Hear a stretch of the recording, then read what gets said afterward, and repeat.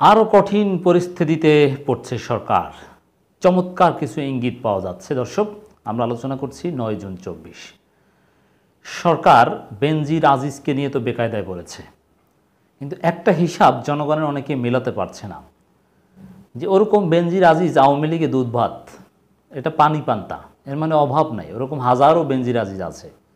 এই বেনজির আজিজকে সরকার অতীতে ডিফেন্ড করেছে না?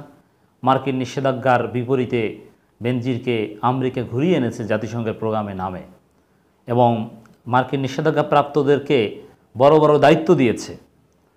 আজিজের বিরুদ্ধে ভয়ানক অভিযোগ উঠেছিল, কিন্তু সরকার ডিফেন্ড করেছে। কিন্তু এখন সরকার তাদের বিচারের উদ্যোগ নিয়েছে। এই হিসাব অনেকে মেলাতে পারছে না। সরকার এমনি এমনি তো আর তাদের বিসর্জন দেয়নি। অনেক জটিল পরিস্থিতিতে, আরও কঠিন পরিস্থিতিতে পড়ে তাদেরকে বিসর্জন দিতে হয়েছে। তো এর কিছু রহস্য কিন্তু আমাদের সামনে আসতে যাচ্ছে।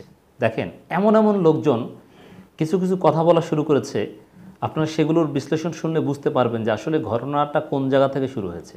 সরকার সত্যিই কঠিন পরিস্থিতিতে পড়ছে, যার ফলে এই তাদের অতি প্রিয় শুদ্ধাচারপ্রাপ্ত এই বেনজির আজিজদেরকে বিসর্জন দিতে হচ্ছে। বেনজির আজিজদের অপকর্মের কারণেই মার্কিন নিষেধাজ্ঞা। Rana Dasgupta, very important point. এই রানা দাশগুপ্ত এরা কারা? এরা কিন্তু ইনডিরেক্টলি হলো সরকারের লোক।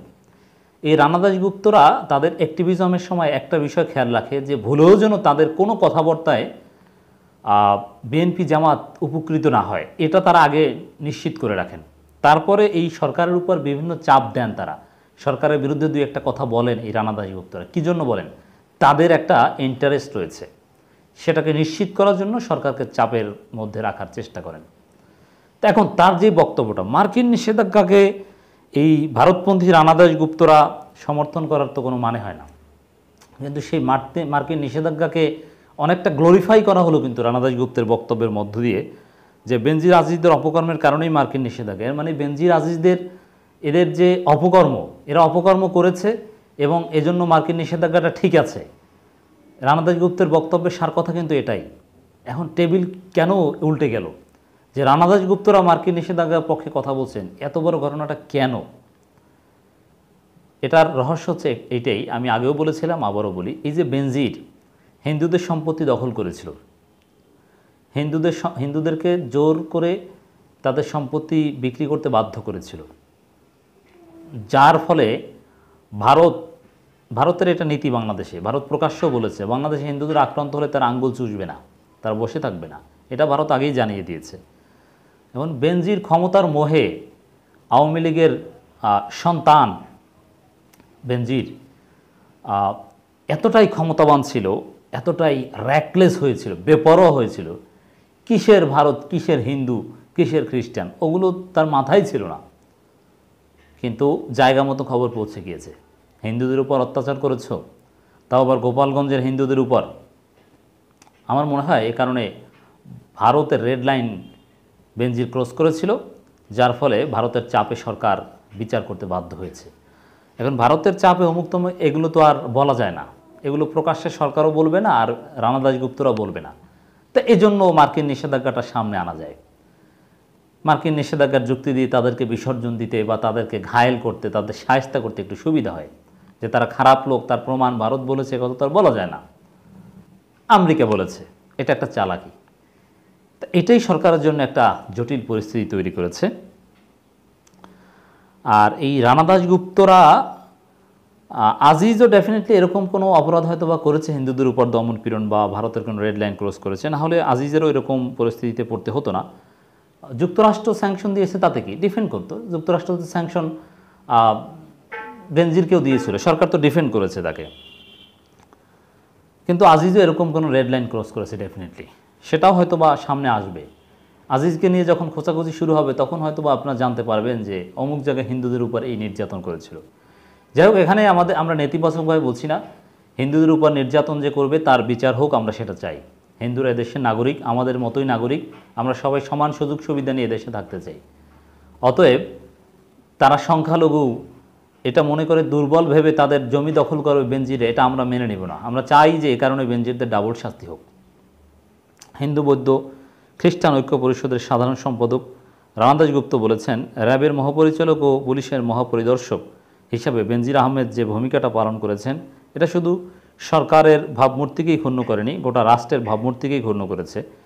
তাদের এই অপকর্মের কারণে আজকে মার্কিন যুক্তরাষ্ট্র যে নিষেধাজ্ঞা, এই নিষেধাজ্ঞাগুলো আজকের দিনে আমাদের মনে হয় এদের বেনজির আজিজ তাদের অপকর্মের কারণেই হয়েছে। দেখেন, কিছু কিছু বিষয় কিন্তু এই সরকারের বিরুদ্ধে রানা দাস গুপ্তদের বলতে হয়।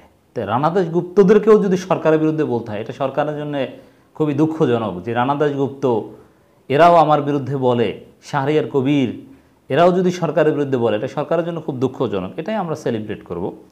আপনারা জানেন যে কুমিল্লা এমপি বাহার যখন হিন্দুদেরকে পিটিয়েছিল, তখনও কিন্তু রানা দাস গুপ্তরা ক্ষুব্ধ প্রতিক্রিয়া জানিয়েছিল, কিন্তু কাজ হয়নি। তো এক্ষেত্রে এই ভারতের রেড লাইন ক্রস করলে টুডে আর টুমোরো তাকে শায়েস্তার হতে হয়। তা কুমিল্লার যে এমপি বাহার, তিনি যে বেয়াদবি করেছেন, 3-4-5 বছর পর হলেও তিনি তার ফল পাবেন আমি মনে করি। ভারতের সাথে বেয়াদবি করে কেউ পার পায় না বাংলাদেশে।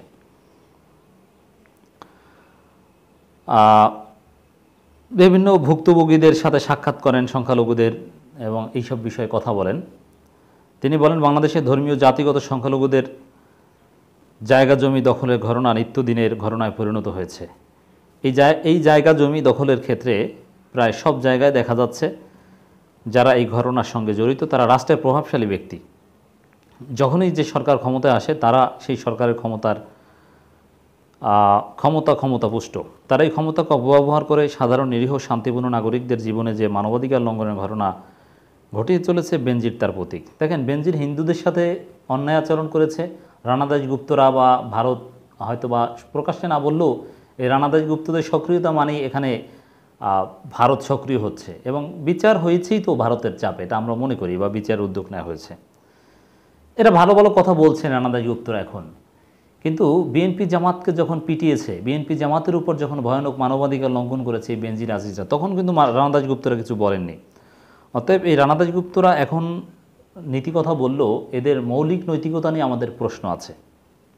সাবেক সেনাপ্রধান আজিজের কথা উল্লেখ করে রানা দাস গুপ্ত বলেন, যদিও জেনারেল আজিজের বিরুদ্ধে এখন পর্যন্ত সংখ্যালঘুদের জায়গা জমি দখল বা বেদখলের বিষয়ে কোনো অভিযোগ আমাদের জানা নেই, কিন্তু র্যাবের মহাপরিচালক ও পুলিশের মহাপরিদর্শক হিসাবে বেনজির যে ভূমিকাটা পালন করেছেন সেটা শুধু সরকারের ভাবমূর্তিকেই ক্ষুণ্ণ করেনি, গোটা রাষ্ট্রের ভাবমূর্তিকে ক্ষুণ্ণ করেছে। এর মানে আজিজের উপর ক্ষুব্ধ। এখন সরকারের খুব কাছের লোকজন, ভারতের খুব বিশ্বস্ত লোকজন যদি আজিজের উপর ক্ষুব্ধ হয়, তাহলে এটা প্রমাণ করে যে আজিজকে বিচার করতে হবে। আজিজকে সরকার হয়তো বা নিরাপদ সময় দিবে, কিন্তু বিচারের উদ্যোগ অ্যাটলিস্ট নিতে হবে। বেনজিরের মতো পরিণতি আজিজেরও হবে, এটা আমরা বুঝি। মার্কিন নিষেধাজ্ঞা আরোপের বিষয়ে তিনি বলেন, আজ জনগণ উপলব্ধি করতে পারছে রাষ্ট্রীয় কর্ণধারের দায়িত্ব যারা পালন করছে তাদের এই অপকর্মের কারণে মার্কিন যুক্তরাষ্ট্রের এই নিষেধাজ্ঞা আজকের দিন আমাদের মনে হয় এই কারণেই হয়েছে। হয়তো নিষেধাজ্ঞা সময় আমরা বিষয়গুলো জানতাম না বলেই অনেককে আমরা মনে করছি রাজনৈতিক উদ্দেশ্যপ্রণোদিতভাবে মার্কিন যুক্তরাষ্ট্রের বাংলাদেশ বিরোধী ভূমিকা অবতীর্ণ হয়েছে। এই বিষয়টা খুবই গুরুত্বপূর্ণ যে যুক্তরাষ্ট্রের ভূমিকাকে রানা দাস গুপ্তরা এখন সাপোর্ট করছে। এটা সরকারের জন্য একটা প্রচণ্ড চাপ। সরকার এতে আর কঠিন অবস্থায় পড়বে ডেফিনেটলি, কারণ রানা দাস গুপ্তরা ভারতপন্থী লোক হিসাবে যে কতটা প্রভাবশালী সরকার জানে। অতএব সরকার ডেফিনেটলি একটা কঠিন পরিস্থিতিতে পড়ছে। কাছের লোকজন এখন পোল্টি মারছে, বিষয়টা অনেকটা এরকম।